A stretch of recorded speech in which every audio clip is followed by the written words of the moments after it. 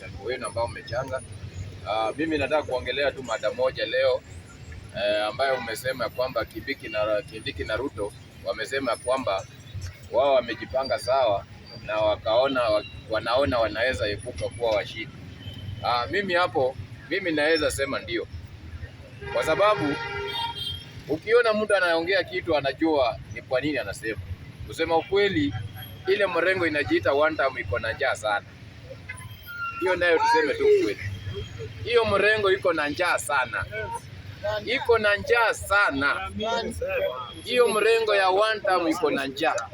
Hata mimi niko kwa one time, lakini ile njaa ninazipitia ni njaa ingine ile ya kujikaza. Heri tu niwaambie tu na mkiona president anasema ya kwamba yeye amejipanga na Matiang'i, jua ya kwamba huyo jamaa kuna vile watu wake wanasikia vizuri, na huyo jamaa saa hii vile njaa inapitia wa Kenya ataachilia kitu, na nyinyi watu wa one time mtakuja kuonea umbali sana. So mimi nataka kusema hivi, nyinyi watu wa one time umejifanya nyinyi ni watu wala ati hamwezi toboka. Ati mnasema hamwezi toboka. Wanatoboka. Nyinyi wote mnafanya kazi. Unapata mwingine ni senator, unapata wengine ni MP, lakini mnajifanya nyinyi hamna pesa.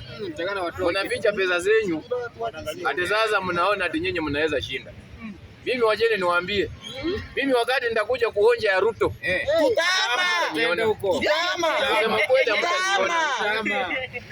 wakati nitakuja kuonja ya Ruto, saa hii siasa ni interest.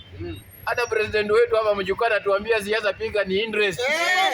Na sisi tunapiga hapa siasa na tunaumia. Na mimi nawaambia ukweli, wakati nitakuja kuonja ya Ruto,